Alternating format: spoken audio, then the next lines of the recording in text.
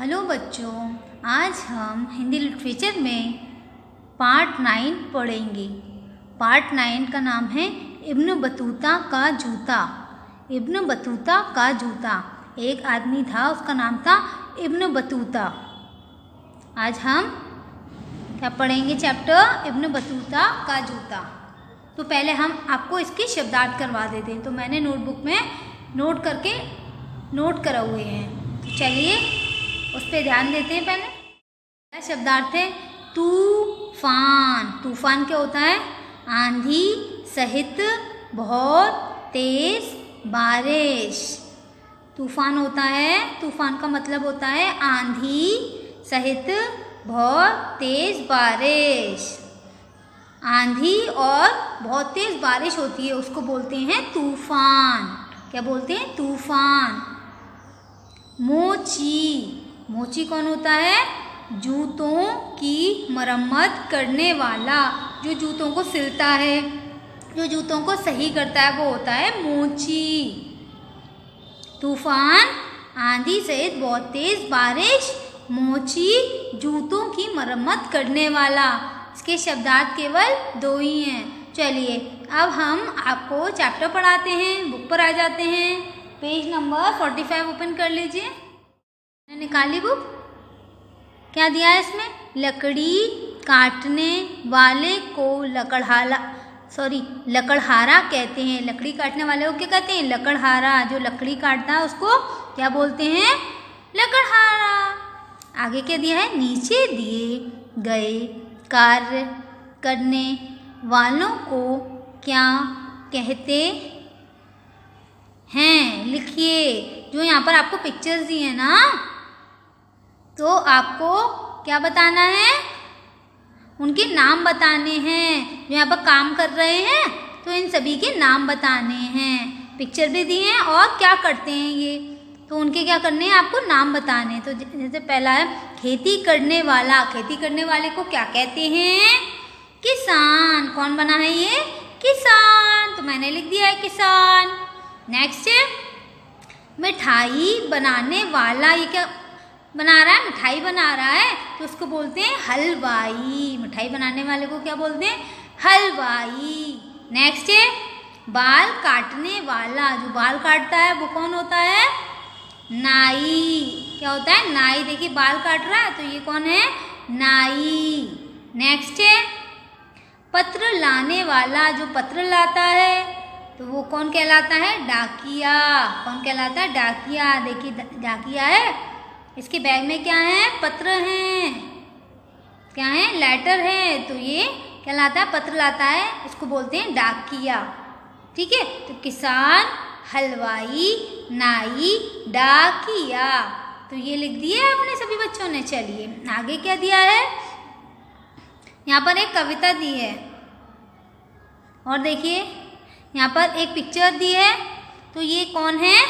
मैंने अभी नेम बताया था, इब्न बतूता। कौन है ये? Ibn Battuta. तो देखिए इनके बारे में दिया हुआ है। इब्न बतूता पहन के जूता। इब्न बतूता ने क्या पहना? जूता पहना। निकल पड़े तूफान में। और कहाँ निकल पड़े वो? तूफान में निकल पड़े। क्या पहन के? जूते पहन के। तूफान क्या होता है? मैंने आपको भी बताया था, आंधी सहित बहुत तेज बारिश। तूफान होता है आंधी सहित बहुत तेज जो बारिश होती है, उसको तूफान बोलते हैं। निकल पड़े तूफान में। वो कहाँ जा रहे थे? कहीं जा रहे होंगे, है ना? तो वो निकल पड़े तूफान में। थोड़ी हवा नाक में घुस गई। तूफान आ रहा था, तो क्या होगा? हवा तो बहुत तेज चलेगी, तो उनकी थोड़ी हवा नाक में घुस गई। थोड़ी घुस गई कान में, और थोड़ी हवा उनके कहाँ घुस गई? कान में। आगे क्या है? कभी नाक को कभी कान को, कभी नाक को कभी कान को मलते इब्न बतूता। वो कभी नाक को मल रहे थे, कभी कान को मल रहे थे। क्यों मल रहे थे? क्योंकि उनकी नाक और कान में हवा घुस गई थी, तो बार बार उसे मल रहे थे।